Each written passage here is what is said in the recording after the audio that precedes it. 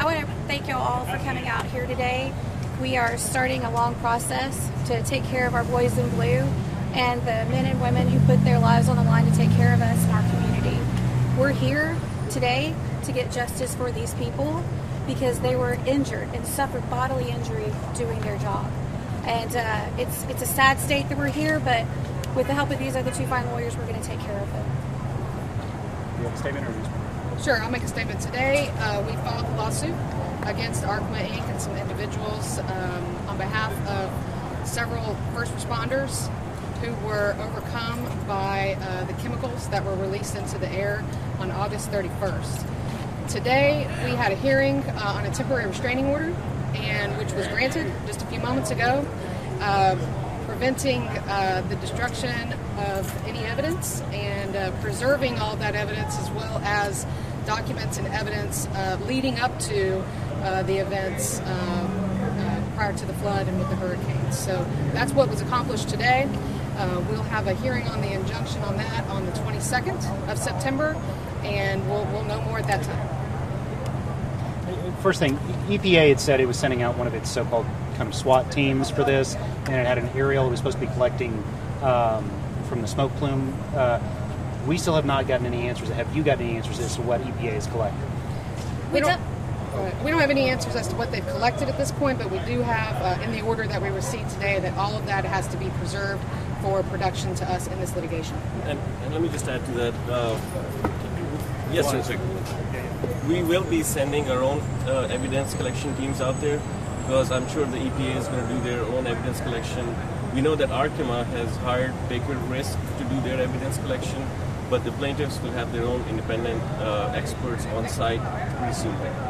So when you say the preservation of evidence, what are we talking about? What are you talking about specifically? And you can get you a copy of the restraining order that was just signed. It's pretty detailed, but basically all of the documents, all of the emails, communications, everything that was done leading up to the hurricane coming in, as well as all of the testing that has been done since then, all of the aerial, air testing, soil testing, debris testing that we know has been done, not just at the plant site, but also in a radius beyond the arbitrary 1.5 mile mandatory evacuation area. There's been a lot of evidence collected outside of that area, and fortunately the judge recognized the importance of that today and ordered them to preserve all of that evidence as well. So it encompasses a lot of data. So you found debris that you believe is from Arkema outside the 1.5 mile zone? Yes, we have. Yes. We've actually, our clients other than these first responders have been bringing debris and things for testing. We have a client dropping off a sample right now at our office that needs to get tested. It wasn't just the 1.5 radius. We have people in Newport that had tar-like balls drop in their yard. We have people, when they were able to get back into their home on Monday, their roofs were covered with this tar-like white material. We're going to have to get all this stuff tested. And that's just to expound on what she said. We have a number of other clients, homeowners, landowners in the affected area and outside the affected area that we're representing as well. And those are the folks that are bringing us all of that data at this time. And we're going to, at this time, I think we're probably at about 20. They're calling us numerous all day, every day. That's 20 in addition to the first responders? Correct. I think it's something else that we want to make it very clear. Crosby is a very tight-knit community. My husband coaches at the high school there. It is a very tight-knit community. We've got men and women that work at that plant that were affected, not just by virtue of working there, but were affected at their homes. And so, unfortunately, the number of people that have been affected by this plant and their actions is quite a bit. And tell us about the injuries the first responders have or had. Well, I will say that the immediate injuries, like on the scene, on the day of, they're wide and varying, from double over and vomiting to the other end of it, chemical bronchitis. They're still being treated, I will say that. We had a client go back just today for a third or fourth visit. So the whole gamut of it, I can't tell you right now, but I know that it's not something that should happen when you go to work to protect your community. you used the term arbitrary in front of the 1.5 mile, but we were led to believe it was the Harris County Fire Marshal's Office that determined that 1.5 mile zone. Let me just address that. The fire marshal typically looks towards the chemical manufacturer to get that guidance, because the manufacturer of the chemical is the one that has most knowledge of the hazards. So the 1.5 typically comes from, or whatever the zone is, comes from the chemical facility. Were all the first responders deputies? These all sheriff's deputies? Or? Not all of them.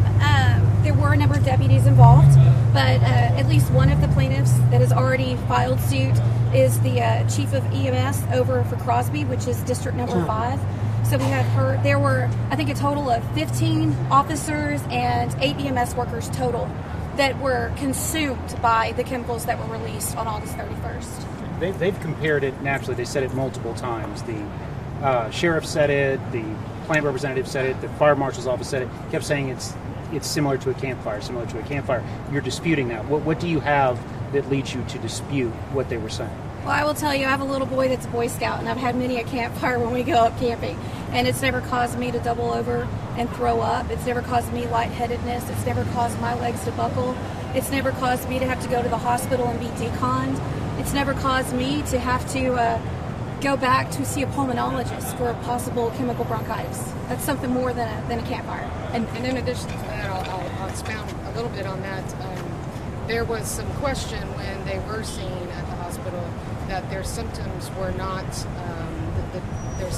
equivalent to what their symptoms should have been had it only been a campfire type exposure. So something we're going to investigate for sure. And do you think the plant, being first responders, shouldn't they be prepared with masks or something to prevent this from happening? Yeah, let me address closer, that. please? Yes, sir. Let me address that.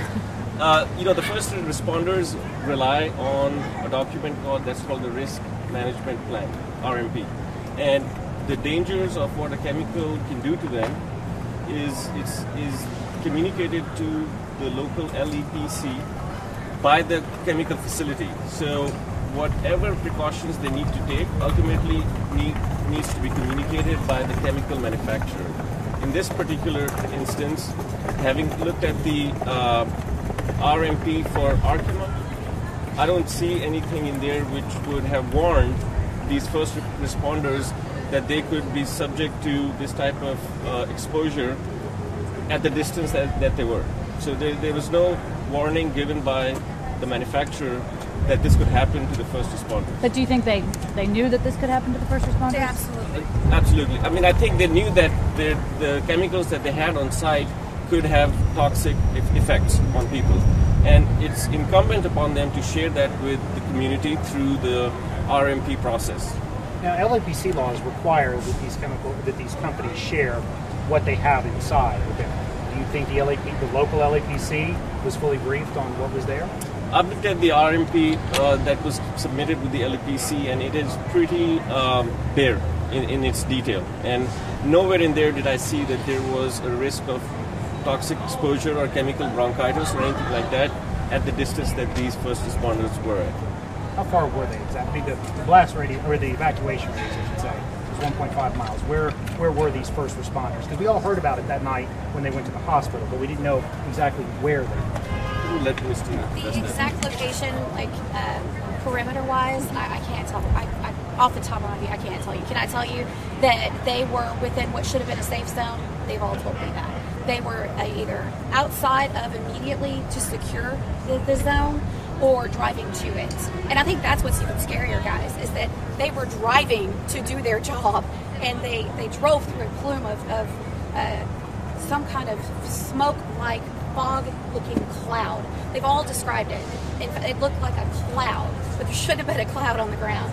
And immediately upon it coming in their air conditioners, it's when they started suffering these issues from the burning eyes and the burning skin and the difficulty breathing and the tight throat and whatnot. So all but of them your were in the clients- vehicles? Well- All of them were in vehicles? In individual vehicles, yes, Yeah. they were not walking outside. No. Okay, but your clients have told you they're certain they were outside the 1.5 mile zone when they came in contact with whatever it was that made them Yes. sick. Yes. they What were. did this cloud or plume look like? Was this smoke or something else? When we were indoors, when we were up there for the TRO, defense counsel was trying to argue that it was just some smoke. That's not at all what the plaintiffs in this case have described it. What are you guys seeking? Well, at this point, what we're seeking is first an investigation, and we need to get access to all the materials. I just need to know what these first responders have been exposed to, so that their immediate need is to make sure that they're health-wise they're okay. Once that is accomplished, and once we know what they were exposed to, then the legal process is going to take its course. So you still don't feel like you know the basic chemicals that they were exposed to? Jessica, there's certain chemicals that they have disclosed were on site, but the symptoms that some of these responders have do not add up with those. So we'll just have to get on site and get samples taken, therefore, to find out exactly what happened here. When do you anticipate that happening? Within the next weeks, upcoming weeks. That's why one of the reasons we had this hearing today, so that we could get access to the actual facility along with the Chemical Safety Board and whoever else is there, but we like to do our own investigation. So are they fighting you guys on getting samples? That's a good question. They're not fighting us as in they're not saying we won't give you the samples, but at the same time they did oppose our request for a TRO, and it was opposed, and basically they have their own team out there. Baker Risk is an engineering firm that's involved in a lot of these catastrophes and typically work for the defendants, for the chemical manufacturers. They were involved in West Texas, and so they'll have their people and we'll have ours. One of the things that came out, Mr. Renard had said that there were essentially 4 layers of security, or 4 layers of safety, and all of it got overcome. Are you also, I guess, positing that they were not adequately prepared for this type of storm? Well, I mean, I guess what we're saying is a storm is foreseeable and hurricanes are foreseeable, and this is not the first time that a hurricane has hit the Gulf Coast. And it's up to the chemical manufacturers to have a plan so that they can foresee the natural disaster and then prepare for it. And in this particular situation, obviously we know that they were not prepared for it. And part of the focus of our investigation is really going to be on what their preparation was over the years. They've been through a number of hurricanes and tropical storms, and that's I think that just goes towards enhancing overall chemical safety. And to piggyback on that, I think we also have to look at the fact that Arkema had an incident in 2006 that's eerily similar to what we're going through today. So what our first responders were exposed to and what hundreds of people in that wonderful little small town of Highway 90 were exposed to. Thank you.